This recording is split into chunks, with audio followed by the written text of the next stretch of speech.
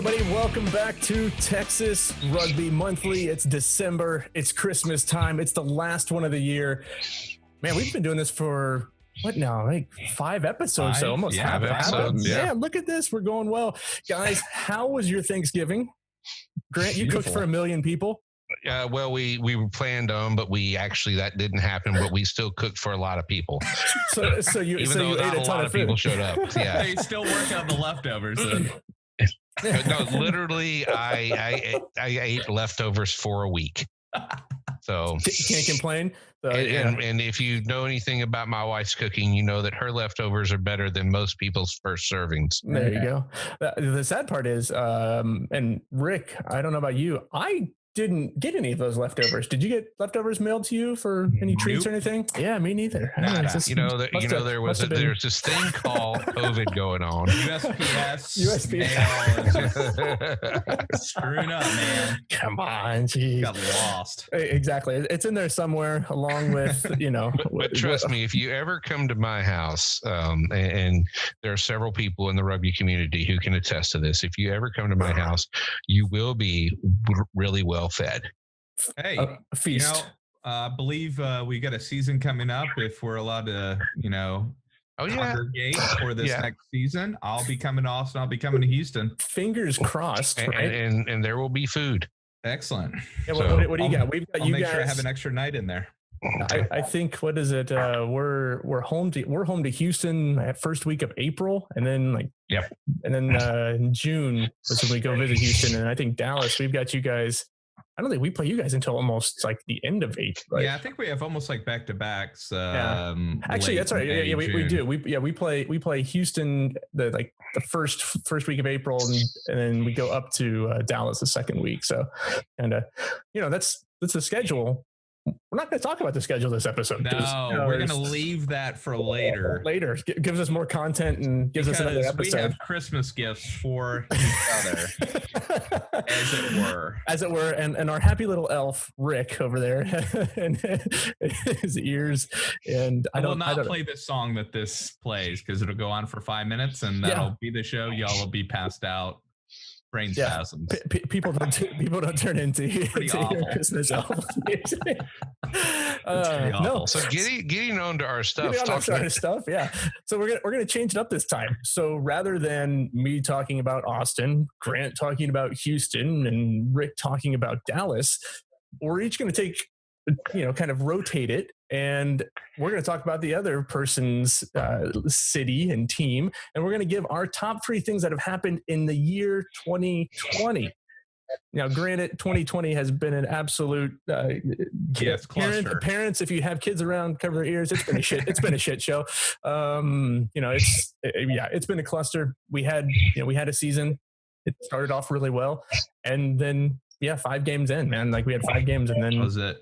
God, man, I'm ready for the year to be over. Everybody's ready for the year to be over. You know what? As bad as I feel for our guys in Texas, Austin, Houston, mainly. Dallas obviously not being in 2020 season, but think about New England and Rooney, who didn't even get home matches because of COVID. That's a mess with, taking their season ticket holders and everything like that. And apparently everything I've heard is everybody is signing back in for their season tickets for this upcoming season. Yeah. They really needed that boost. And it sounds like the fans are giving it to them, which is great. Yeah, that is good to hear. So we're going to rotate around. So Mr. Grant Cole is going to start us off here by telling what he thinks is the best in Austin. I'll go after that and tell everybody what I think is really great about Dallas in the year 2020. And then Rick's going to bring us home, and we're going to talk a little bit about what he thinks is great about Houston. And then, we'll chat some more rugby stuff as we kind of close out the year and have a little bit of celebration here and be thankful for having you guys listen to us, right? and watch us too. So the top 3 things that I think Austin's done well this year is their coaching hires. And not just Sam, and it's also Gordo being in the mix. Oh. I don't know who that guy is. Yeah, and other people as well. So I really appreciate. I really think that that's a big deal for Austin, and you, first and foremost. I didn't think that French coach that they have was really the right. Don't get me wrong. I think he's a good coach. I've looked at his record. I think he's a good coach, but I don't think he was the right fit for Austin at the time. Wasn't the right style. And then last year, you just didn't have a coach that was there long enough. Yeah. And so it was like it was a patchwork, like a stopgap last year. Mm-hmm. And now it feels more like that they're looking towards the future and growing the franchise better. Yeah. So I think the coaching's the first thing. Second thing, and I know the players should be the second thing, but I don't think that's it. That's as important as the social media presence that the Gilgronis have done. They've taken this name that everybody thinks is silly and really built it into a brand on social media that's recognizable. So I really appreciate that in that respect. Well, not only the social media, right, but like putting on billboards. Putting on billboards. All of their marketing has been probably best. I'd say best in class throughout the league. I know the Free Jacks have done a lot of work, and I've appreciated a lot of social media on that. Yeah. But I really think that the Gilgroni social media has, for the Texas teams, has stood out. Yeah. Dallas being second and Houston being third. Houston's got its own challenges in social media, but I really think that the Gilgronis have set the standard there. Yeah, and so, I appreciate that too. I mean, coming from other people who you guys have. I mean, I look back at the years past, and year one, year two, social media. I mean, just any marketing presence just wasn't there, and so to see it now, I was watching a Manchester United Manchester City soccer match, and there was an advertisement at the end of that game. I mean, NBC, middle of the day on prime time viewing, and that's awesome. And so that's important stuff. So absolutely. I really think that's a big deal. The third thing I think they've done really well is their signings this year. I can't even express. I was not wowed by the signings the last few years. Yeah. I understood why they were there, but I wasn't wowed. Yeah. I am looking over at Austin with envy now. Yeah. Not that I think they can beat us, but I look over there and go, wow, there's some pretty good signings over there. Yeah. So it's signings that not only are good players, but name brands in and amongst themselves in the rugby community that are going to bring people to the games. Like people are going to drive. If you're a rugby player within 100 miles, right, you're going to want to go see Bryce Campbell, who's playing in Premiership, right? I mean, you're going to want to come see these top-notch names play, and that's something that I think Dallas is going to struggle with for this first year. Yeah. I think one of the things that in Austin that's really strong is they've got a couple of Rock Rugby alumni on their team. Yep. And if you know anything about Austin Rugby, you know that Rock Rugby has a huge following.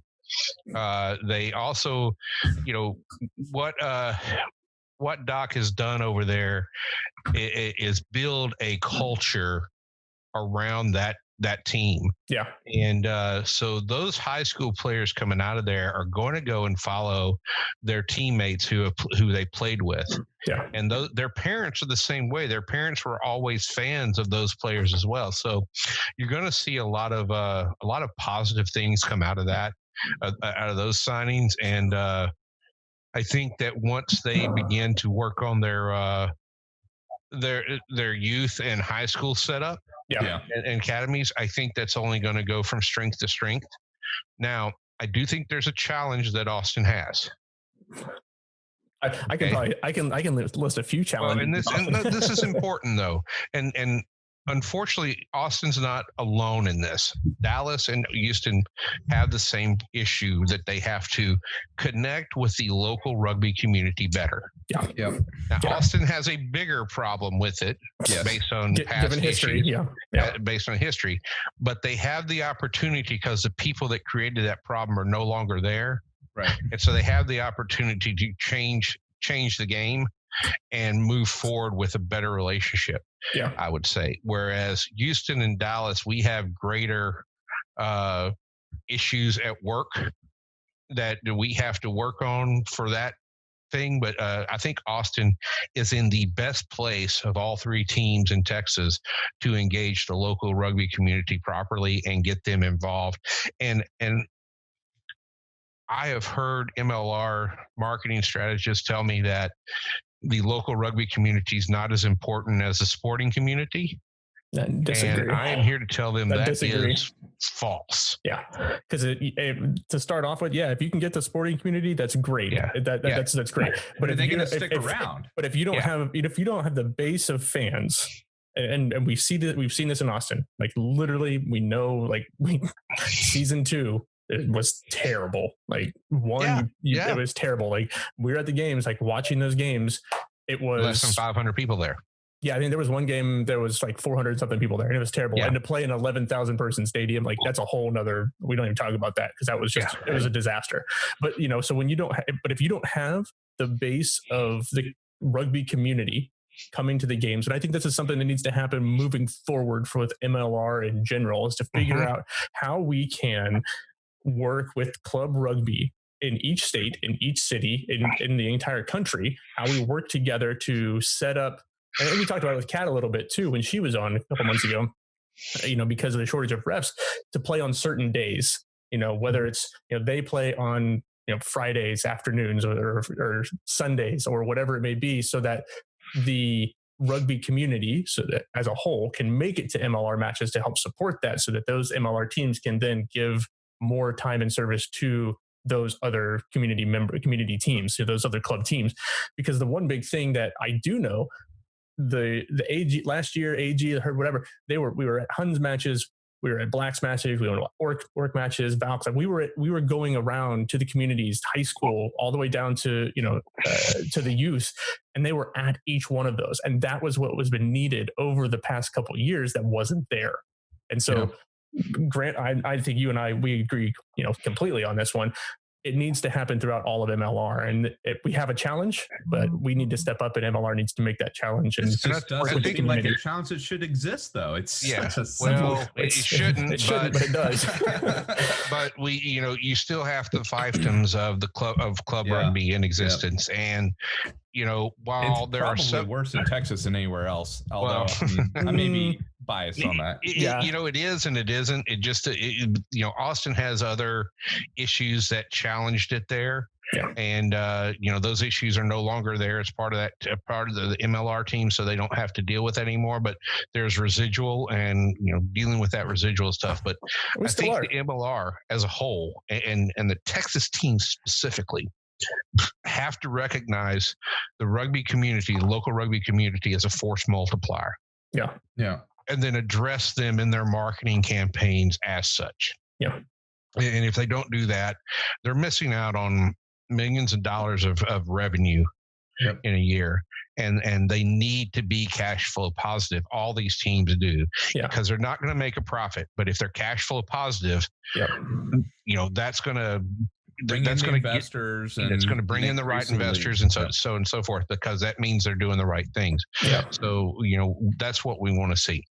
Okay, we got a little off topic. I did my top 3 things, and I said challenge. So I think this is good, though. I think we talk about each of the markets, and it's good to hear different perspective from somebody who's not actually in the market to, hey, what are the cool things going on in that other person's city? So I'm going to go back and recap what Grant said. I just want to make sure that, as the Austin fan, the coaching staff, the entire staff, including someone who was named, who will be announced apparently by the team in January.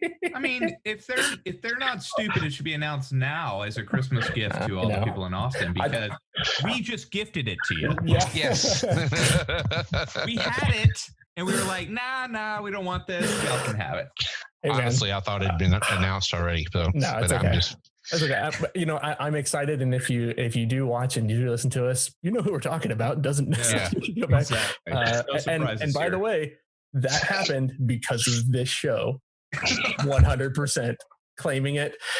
We didn't get a finder's fee or anything for that, but we should put that in contracts for contracts. Yeah, I want to say that's not the first time that I've been on a show with somebody where we've talked about somebody else where that's extended their career. Yeah. In a big way. So yeah. Paul Mullen. Definitely watching this. Coaching staff, 1, got that. 2, social media in general, like marketing. Yeah, marketing. Yeah, big one on that one. And signings, right? But signings that are also local, some local signings too. Yeah, I think it's important. Austin's signings seem smart. Yes. Does that make sense? Yeah, it seems. I definitely agree with you, and those are probably my big 3 things.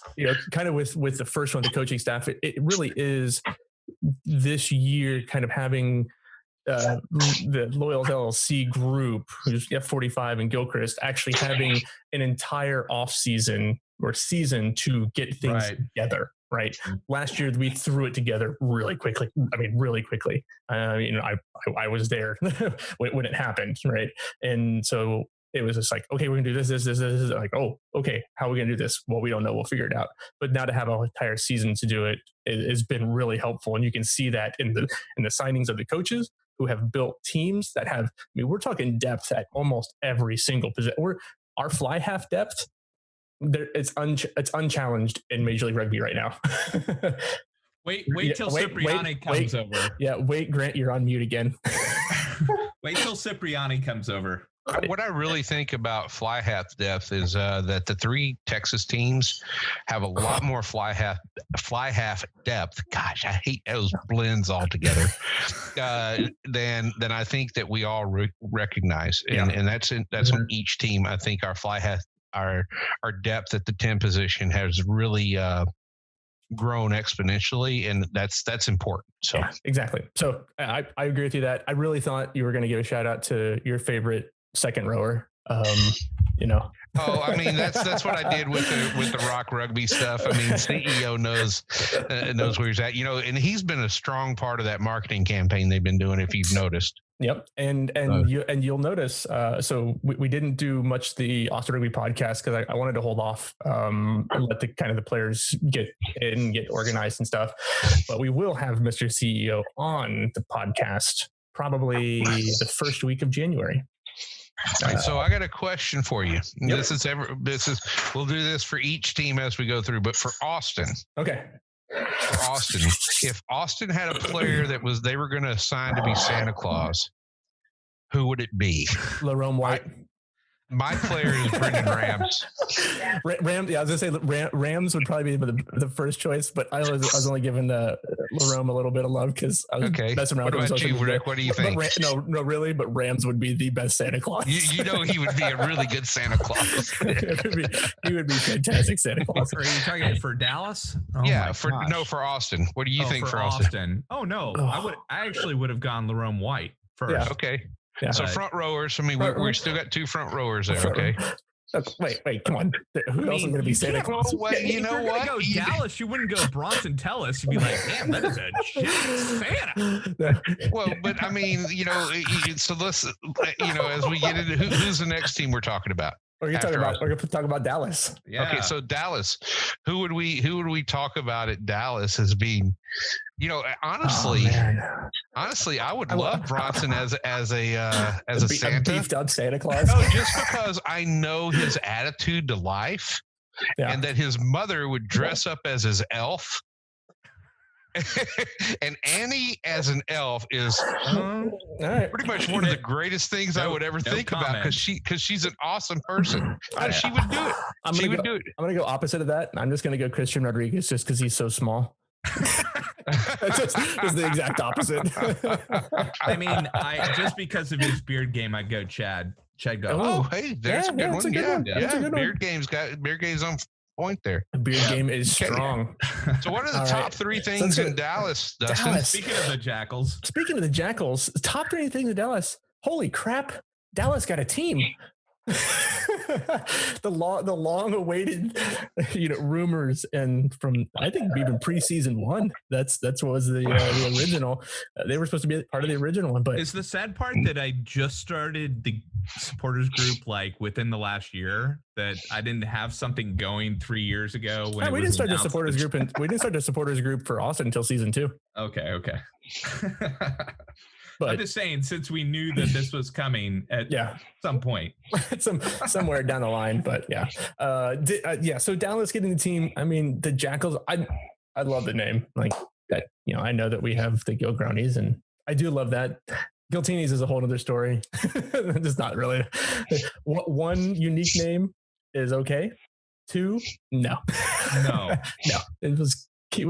You had to know it was coming. If you knew he was buying that team, listen, you had to know that was coming. All you had to do was search the trademark for the Gil Grownies, and you can see there's a trademark for 10 of them. With any of those Gil named drinks, yes, it's silly and narcissistic, but my problem is the martini glass in the logo. If that wasn't there, I literally wouldn't say anything about it. Yeah, I'd be totally cool with it. I would agree with you on that one. That doesn't bother me as much as it should. As other people think it should. I do. Again, we're going off topic again. I have little daughters. But I agree with you. Like that's he owns one of the teams in Texas, so technically vis-a-vis we're talking about Texas Rugby. But I think if you're trying to market it to a greater population, but use like you have a martini glass on there. So Dustin, what's your second thing with that? Great, keeping us on track here. I know. Second thing, he's got us on the clock.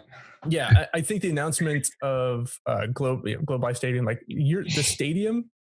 I think to have a stadium like that, granted, it is a big ass stadium. There's some concerns I have with it, but I think it's great that you have, what has been traditionally a pre-built stadium that could draw a large crowd. I know, Rick, you guys talked about, having the location and everything, for like where you'll be sitting inside the stadium. That's pretty great. That's pretty exciting. But I think overall, it's just exciting that you guys have a great stadium to play in too. So I think the second one for me is, 1, you got a team, 2, you got a great stadium. Yeah, and the location to expand on the stadium is that it's it's not a minor league ballpark that has kind of whatever food and everything. When we did the tour, I mean, we're getting full access to the coolest stuff. Yeah. That anybody at a Rangers game would get access to, and those things you would not get at a brand new rugby specific park. You would not get at a minor league baseball stadium. You would not get at. I really think it stands out in terms of what they're providing for fans, especially for supporters group and for the players. It's going to be top notch. Yeah. So I want to say something about the location, and we talked about this in the pre-show. There is about 20 different sports issues going on around that little area. That little community. You've got the esports stadium. You got Six Flags over there, the bowling museum, all kinds of different stuff's going on there, right? No, I mean, it's sports. Rangers, the Cowboys, Yeah, and I mean, awesome. So they're all there right next door, and so something that we haven't discussed here is so this week Globe Life Field hosted the National Finals Rodeo. Okay. Yep.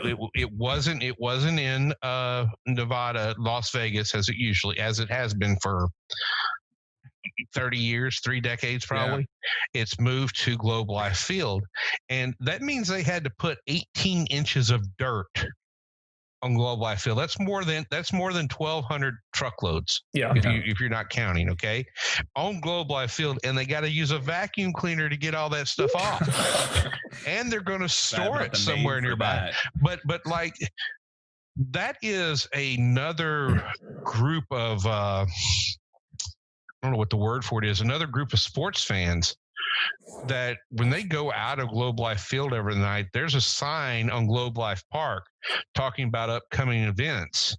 And some of those are rugby. And this is a group that has never really had that kind of exposure before to rugby. Yeah, and so, that same thing's going to happen to baseball fans, eventually football fans. You've got a live music entity there. Was it Live by Lowe's? Is it called Texas Live by Lowe's? Yeah. I mean, that's right there between Globe Life Field and Globe Life Park. That's where our pre-games are going to be. Actually, I don't know if I should reveal this. What you mean you just did? We're working on a deal with a local brewery. That has a location inside Texas Live where we're going to do our pregame shows, the Jackalman shows, along with our supporters group going in and watching the other matches before games and everything else before we walk over for our matches. But I think what a lot of people don't. I think what a lot of people don't realize is just look at the parking that's available there. Yeah. You're not going to have you're never going to have to be searching for parking going to those games. No. So it's going to be tough to build a fan base that'll fill that field because that's a huge field. Yeah. But you have everything in place to build that fan base already right there at that location. So really, all you got to do is do the marketing and the media presence to get people to know it, because people are going to be coming and seeing, rugby on the Globe Life Park signs just in that area. And that's amazing because we're talking millions of exposures there. Yeah. I think the ability for them, and that's kind of why I was saying, like, I think Globe Life, is it a big stadium? Yeah, it is. But I think just the opportunity for pure exposure, like, again, we get back into the marketing side of it. Who doesn't love marketing? Especially Dustin. But we talk about social media impressions, right? Yeah. And marketing impressions. You get impressions all the time there. I think Dallas is going to have more, if we were able to capture those KPIs somehow. The impressions, Dallas would beat the impressions overall by the end of next year. I bet Dallas. I bet that stadium is going to be, like, as far as the Jackal name, MLR Rugby, will be the most recognizable in all of MLR for the non-rugby people. Mm-hmm. More people will have eyes on Dallas than any other team. Yeah.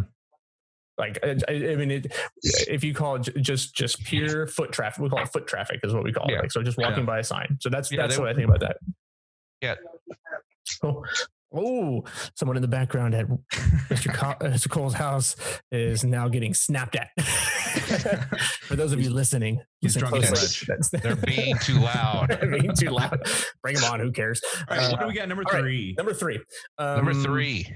It's people might think it would be the number of signings and stuff, but I actually signings I think is hard for any new team. Like, there's a lot of good signings you have. I do think that the back office staff and the coaching staff is the third biggest thing. So you've got Elaine being the first female assistant GM in MLR, which is great. Love seeing that stuff. I think that joking for a minute, I think Alan Clark as head coach. I mean, you got somebody who's got a ton of experience. Coming over, from Premiership, being. I mean, what was he? Pro 14, yeah. What's that? Pro 14. Yeah, he's with Northampton, or he played with Northampton. That's right. Yeah, he was last coaching at Ospreys. Yeah, at Ospreys. Yeah. So again, that coaching staff, really excited. And then I think, having Sanju, like, that's, I think having the experience of somebody like Scott Sanju as a team president is going to, it positions Dallas in a way that says we are a real sports team and we're taking this very seriously, and we're going to connect the dots with all the other different entities with, I'm sure, I would think in marketing in some way they'll be working in stuff with the Mavericks, with the Stars, with everybody else. And if they're not, shame on them. But I'm pretty sure Scott Sanju is going to do that if he hasn't been doing it already. Well, his background, especially most recently with the Frisco Rough Riders, his family background. He won tons of awards with that, didn't he? Oh yeah, like he's done an incredible job with them, and that's the exact kind of environment that the Jackals want to create, right? Yeah, they want to reach out and get people who are just looking for something to do on a night out, and come and enjoy, right? Because they know the rugby fans are going to come. Yeah. Right. It's easily going to get that. But not only that, but just the hirings, the people making the hirings. Yeah. So the organization being run by Donnie Nelson and Neil Liebman, those are literally the two biggest names in management within professional Dallas sports. You got the COO of the Rangers, and you have the GM of the Dallas Mavericks running the show. And obviously, people are like, well, Mark Cuban's not involved, and Mark Cuban's money's not involved. Text message. I'm telling you, Mark Cuban knows exactly what the heck's going on. I can imagine. He's a smart business guy. At least exactly. I think he is. And I think you'll see that as things go along and this league gets bigger and better, you might see a few more dollars be pushed in the pile by the Dallas by the higher dollar ownership teams. Yeah, exactly. Yeah, I mean, we've already seen that in Houston with Javier, who's a partner with the Houston Texans ownership. Yeah. And he's he's also one of the major partners with the Sabercats. So that kind of synergy will carry over in this industry, and so while people have warned us about these big name sports owners coming into our business and taking it over, I really don't think that's the worst thing that can happen. No, no, we need it, right? Like that. It's something that's needed. Like it can't be again. Use Austin as an example. Like the first, it was not a good fit. Like, getting in the league the first 2 years, like you put up a little bit of money and stuff, but you got to have the backing now. I forget what the entry level is now. It's almost 10 million now. I believe but you have to have 10 million in cash, right? In cash. You have to have cash in hand, $10 million minimum. Correct. And I'm pretty sure operating costs is higher than that too. No, that covers 3 years operating costs and the entry fee, and that's expected to go up to I think 15 million next year. Yeah, and it'll be more as it gets more expensive to bring in the best coaches and best players that they're trying to bring in. Dustin, I just wanted to point out, you mentioned Elaine. Let's not underestimate her value to this organization. No, I wasn't at all. I was just no, and I'm glad you mentioned her because she is extremely knowledgeable, not only from the GM side of it. She's absolutely a GM in the making. Her coaching ability. She's going to be an assistant coach for this team. And her coaching ability is very, very high level. Yeah. So huge signing for them to bring her in. I cannot believe that you guys have not mentioned Nessie yet. That's true, because it was just announced today. I mean, come on, man. I mean, you got beers with the guy. No, you don't do that. Listen, I've done that before in Minnesota. Don't do that. We all share beers with people. So, I mean, the Sunniulas and the Malifas are some of America's rugby royalty. Yeah. And I mean, anybody who's ever watched the Sunniulas and the Malifas, Yeah, and anybody who's ever watched Nessie play, or Atta for that matter, knows that these are two of the hardest dudes per pound in the game. Yeah. And I love Nessie as a coach. I loved him as a player. And I think that his benefit to Allen and the team there are going to be, I don't think that some people understand just how good he is at what he does, and just how much X factor he brings to the table as a coach. Yeah, he was the head coach just at like 404. I was going to say, like we're kind of pushing this under the rug. Like you took him from Rugby 404 and the Rugby ATL organization and brought him over to Dallas. Like that's a good steal in my mind. So really good steal. Also, I really thought that Grant, you were going to just say that you like Sanju only because he was from Texas A&M too. Well, I like that too, but I mean, I really think when today's announcement was a bigger announcement than the Jackals made it out to be. I agree. I thought there should have been a little bit more. And people in the rugby community, that's something they will recognize. Nessie being brought in, so it's kind of like Paul Emmett being brought into Houston. Yes. Yep. Nessie is that level of coach. Yeah. So I agree. All right. Well, that's my 3 for Dallas. That's awesome. So I guess that leaves me with it leaves you. And I'm going to go ahead and say, Grant, I am going to suck up to you right now. Jeez. It's all right. You can always wash it off. The biggest news in Houston, as far as MLR goes, is HTX. Period. Okay. I think the building of a development academy program, and we've seen it work with 404 in Atlanta. We haven't necessarily seen it very specifically work anywhere else that I can think of. There are definitely some other academy programs going around. New England is building a huge development program. Mm-hmm. With a bunch of academies up regional. there. Yeah, that's a big thing. That'll be interesting to see how that works out.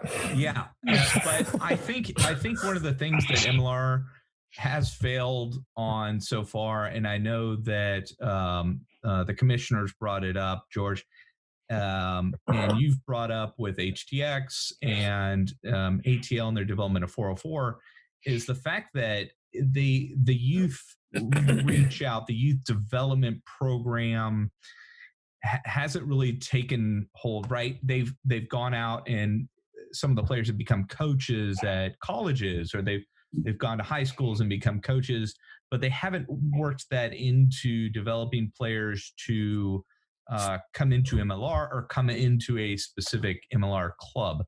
And I think HTX is, to me, it's like the Las Vegas neon signs of, this is how, along with 404 maybe, this is how you build a development program that supports your team along with the larger structure of MLR and your community. Your community. And that's the most exciting thing. And I think one of the things, the biggest concern that a lot of people have is that stealing away from club rugby. And as you've pointed out before, and as we've talked about, and maybe not talked about it enough at length, and I think we will have an episode discussing this, is where does the separation come between club and professional, or club and development, right? And I think there will be, and I think that, as much as people are complaining that maybe it might take a few players away from men's Division I club rugby, in the end, the benefit to club rugby is going to be bigger via the development teams in the future than the deficit of taking away from it. So they're just not as most clubs, and I've been in clubs before, have a tough time seeing beyond this season. Yeah. And they have a tough time understanding, and it's no offense to them, they just don't have the time. Club members, and everybody's working for a living. They don't have the time to think past this season in club rugby. It's just a fact of life. That's not a criticism. It's just how it is. So in a development situation, we have to, because of the semi-professional / professional environment we're presenting, we have to think beyond this season. Yeah. Okay. We are developing players, and all 3 teams are going to end up all 3 Texas teams will end up having something similar to this, but we're going to be developing those players on the bubble that we need, to fill in the team as a season, and these seasons are only going to get longer. And especially now that our seasons are going into the summer, into the hot months, it's going to be a lot longer than we expected. And we're going to need those extra players ready to play. Yeah. And I agree.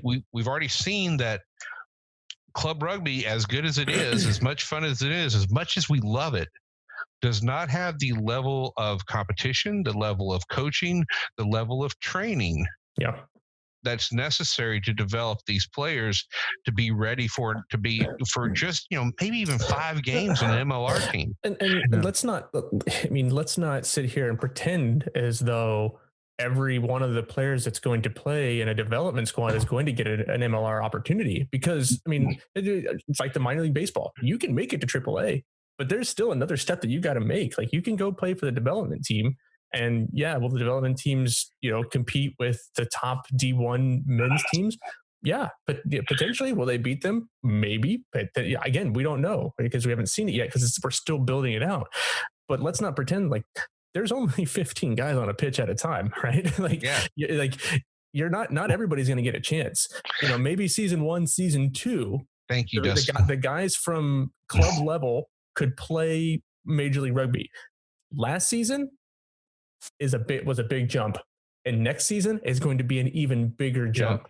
And it's going to continue to grow, and it's level only going of to be quality exponentially larger. Listen, everybody around the world is talking about Major League Rugby right now. Yep. One, because we do have a season coming up, because we have names coming from all over the world to play here now.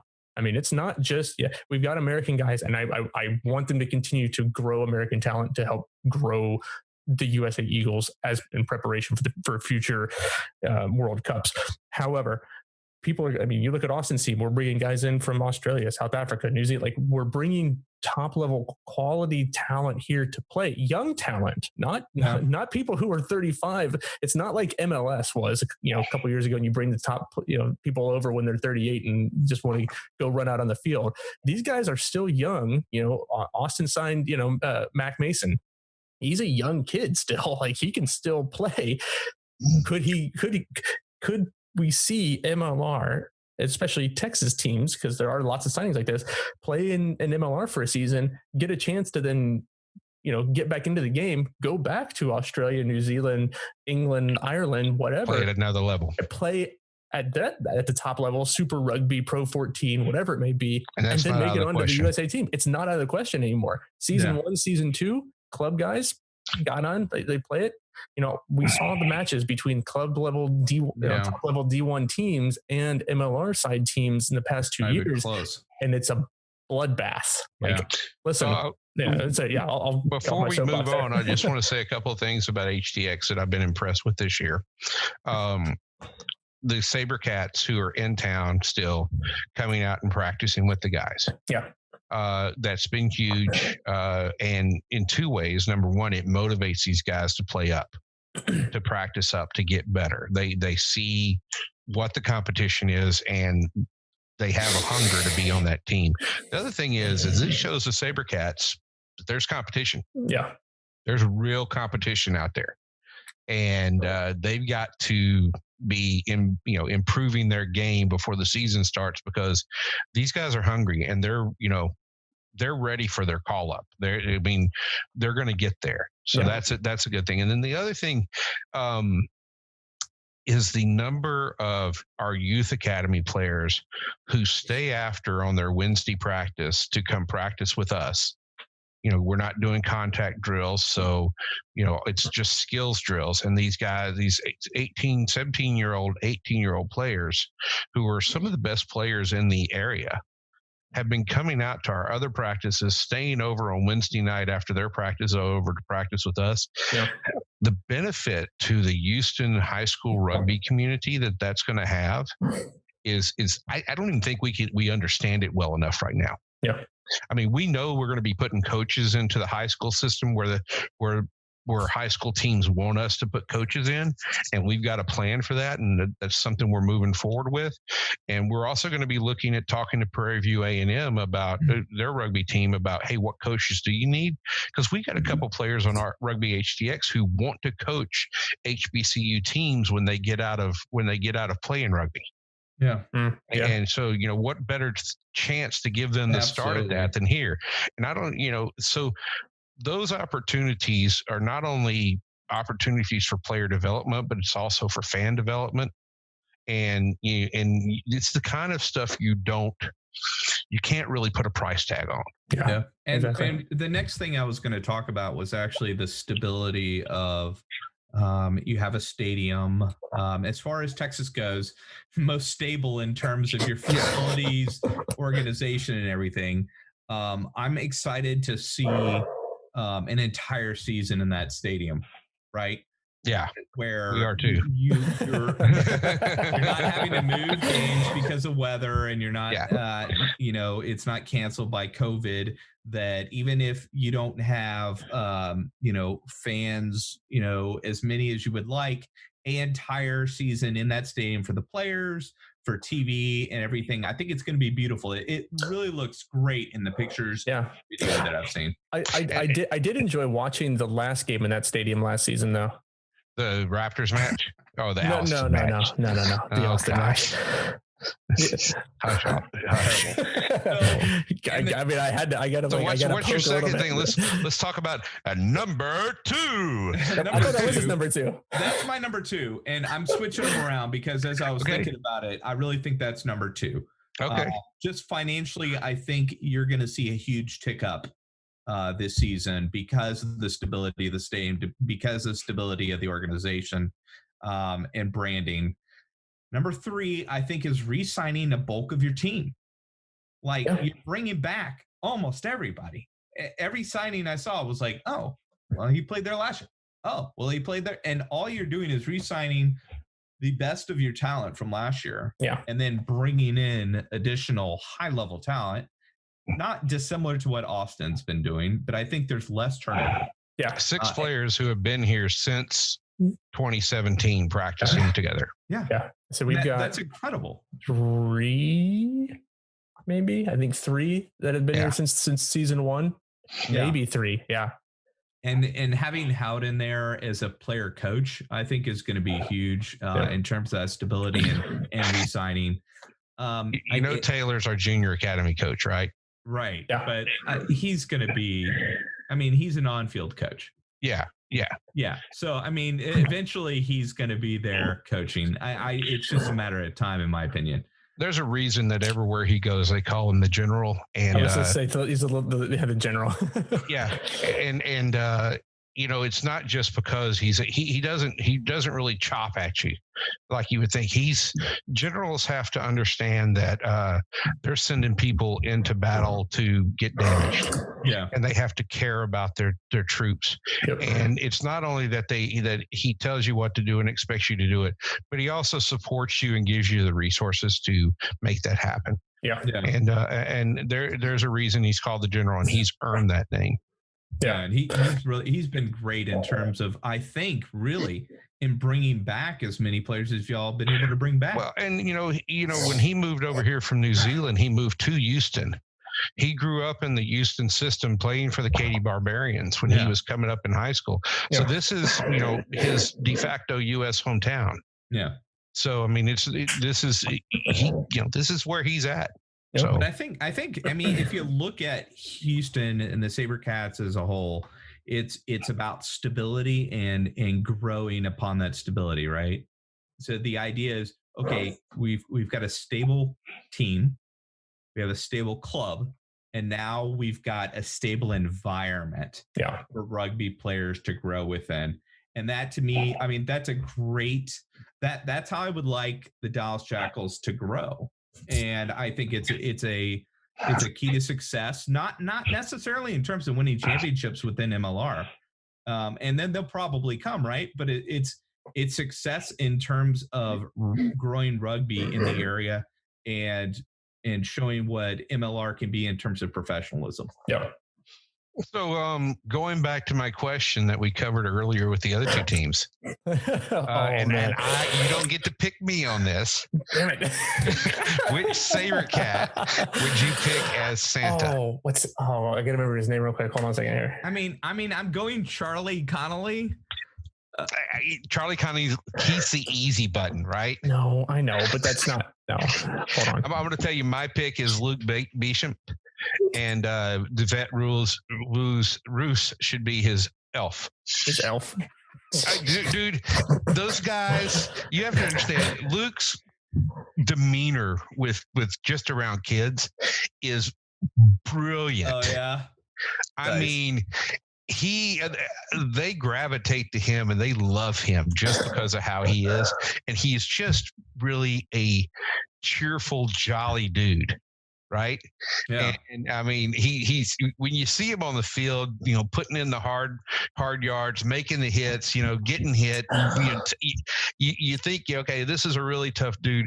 You meet him up close and you're thinking, this is the definition of the gentle giant. Yeah. And he really is. So I would pick Luke Beecham, and I would say DeVette Rose would be his elf, and DeVette's going to kill me for that. Wait, does DeVette listen to the show? I'm sure he does. DeVette knows everything. Wait. We're expanding our market. We have quite a few people that listen to and watch us. So I know there's more than a few Saber Cats that talk to me about what's been said on this show. So I can't wait to hear this. I can't remember his name off the top of my head, and I couldn't find it quick enough because I was trying to find it. But the big Georgian that you just signed. Oh yeah. I just see. That would work. That would work. He's a big monster of a man. Yeah, he is a huge. I'm not even going to attempt to pronounce his name. To be something fair, Kishvili probably. I don't know. Yeah. Yes. So I don't have his name in front of me, so I'm not going to. Butcher it. So you've said your three things. The one thing I think that the SaberCats has going for it that is an X factor is the number of nicks on their front row. We talked about this last time. Like seven nicks or something like that. You've got seven nicks. Gingers. You've got a boatload of gingers. And not just gingers on the team, but we got gingers on the Rugby HDX. I mean, we've got at least 4 gingers on Rugby HDX. You covered your quota, and I think Rick's got 19 hookers. I mean, we could put enough gingers on the field that just suck the soul out of the opposing team. Oh, you know what? That's what he hears about the most when he goes to practices. Yeah, Grant, why don't you stop talking about all the gingers on the team right now?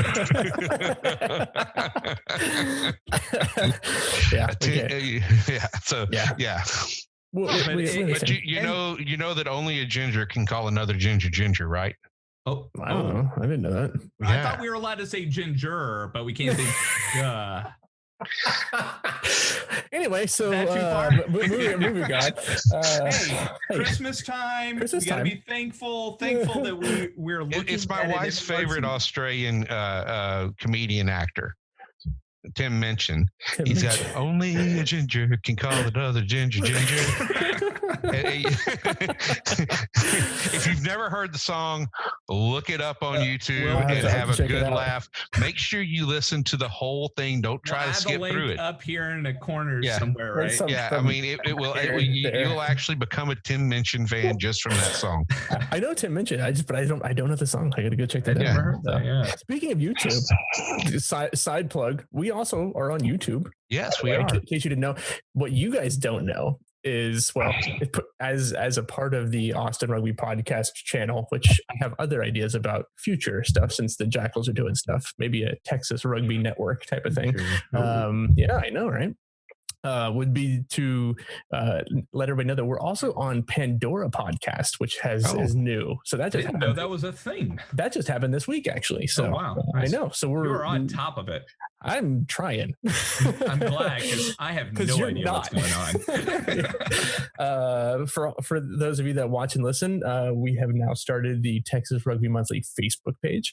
We're going to make sure that we follow and like and post everything from all the Texas Rugby rugby clubs, high school, elementary school, Everything. whatever. We'll do our If part. it's Texas and rugby, we'll post on that page. And Make sure you follow us. Tell all your teams. Tell all your Rock Rugby. Tell them, get it out there to people. We'll post MLR stuff too. Don't worry. And while I'm not presently owned Facebook, I have social taken media up hiatus. Yeah, I've taken up a brief residence on Counter Social, COSO, and become a COSOnaut. If you don't know what that is, like a cosmonaut. Yeah, but if you know anything about hackers, the hacker world, you know who the Jester is and what he's done. Yeah. And he has developed a new social media platform called Counter Social. And it's pretty impressive if you go look it up. And I'm basically Blue Daniels, who is currently the president at Dark Rugby and the owner of their land up in Wiley. He turned me on to this and said, hey, why don't you just start the hashtag rugby presence there and get it going? And so that's what I've been trying to do. Really? Nice. Well, we will jump on board and see how that train rides. Yeah. It's a much different experience than Facebook, and I really am impressed with it because and when I say it's brand new, it started December 1st. Okay. And like their app came out last week. Dang. So I mean, it is that new, but I mean, it's got some pretty heavy hitters behind it in the world of social media and computing. So I really like the atmosphere there. And it's a lot of fun. So, yeah, I'm probably going to get. Stay tuned. We could be the first ones over there. Well, and I'll be sharing our podcast and YouTube links on that. Nice on COSO. Nice. So. Yeah. So whatever you're listening on, thanks for listening. Don't forget to follow us on other stuff. It's always good. Man, it's the end of the year, right? Like it's crazy. We're ready for this year to be over. COVID's been a rough thing for us, and 2020 didn't make it any easier, right? 2020 didn't make it. 2020, everybody's like, oh, it's gonna be a great year, 2020, and it turned out to be like the shittiest year in history. But you know what I'm for now. Yeah, right. Just wait. Knock on wood. I am sad that club rugby just didn't happen this year. I mean, really didn't happen this year. We had some games at the beginning. We got to March, and then everything took a kaputs. And I think going into next year, we talked about it offline as well. We want to bring on Kirk Tate and talk about stuff in the TRU, which I think is important. Really want to focus on getting more teams, more people on from different teams. We talk about MLR stuff because it's the only. Yeah, we talk about MLR stuff because it's the only thing that we got going on right now. But this is about Texas rugby. But this is about Texas rugby. It really is, and we want to make sure to continue to promote Texas rugby and how great it is. If anybody out there listening or watching us, has a very particular perspective or whatever on Texas rugby from a different area, love to hear from you. I know for a fact the guys at Fort Hood, I've talked to them a couple of times before because they are military, and all of them are military or ex-military players. Have them on. Having them on the Austin Rugby podcast, but would not object to having them on Texas Rugby Monthly to talk about stuff. Yeah, so give them definitely service prepare for the 2021 blitz of interviews that we'll be doing. Yeah, exactly. So, man, it sounds Rick, like a lot of work. I like your hat, man. I do like your hat, Rick. I do like it. You are the quintessential nerd elf. I like that. What's everybody's plan for, as we wrap things up here, what's everybody's plan for Christmas? I'm taking 2 weeks off of work. Yes, sir. So I'm not going to take a lot of time off, but I will be enjoying some family time and just relaxing, getting ready for. Got all your Christmas presents purchased? Awesome. Everything's we done in this house. We done. No more purchasing. Grant, what about you, man? You got more purchases? Taking 2 weeks off. Going to go on a reading vacation, basically. Nice. I've got my books on the shelf ready to go.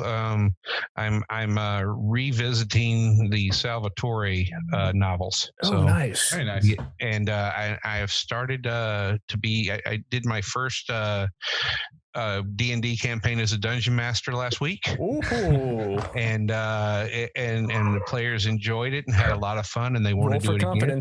Yeah. So yeah, we're gonna have. That's something that's going to be new for me in 2021 is trying to do that because my niece is involved in it and she's 9 years old and she just absolutely loved it. Oh, that's it. That's awesome. So What it's about going to you, be Dustin. What do you mean? Yeah, so we've got just the wife and I. We've got a new puppy. So that's you got a fur baby. Yes, I don't know if you can see like the scars on my hand right now from what kind of fur baby you got? It's a Boykin Spaniel. A Boykin Spaniel. Those are cute. He's 10 weeks old. He's all ears right now. Yeah. If you follow me on social media, you see. Well, if you ever come to Houston and you want to visit, this is a dog friendly house, and especially for small dogs. That sounds good. Well, guys, hey, it's been fun. So it's been fun this year to kick this off and get things going. It's good. Yeah. Good 2020. Like talking rugby. It's always fun. We'll continue to do it. New Year's, we'll have fun on New Year's. And then, probably that second, third week of January, we'll recap. We'll give a forward look on what we think 2021 is going to be. Who knows? And an awesome looking schedule for Texas Rugby. We'll talk about that, and hopefully by then maybe some more stuff will happen with the TRU, and they can project maybe some games. Question mark? We'll see. We'll see. Well, for everybody listening and watching, thanks for joining us. We appreciate it. Up there in Dallas, it's everyone's favorite Cousin Eddie lookalike, Rick Collins. Over there in Houston, the Yukon Cornelius of rugby, Grant Cole, and I'm the Kevin McAllister of Austin. Wishing you guys a very Merry Christmas to all, and to all a good night. Good night.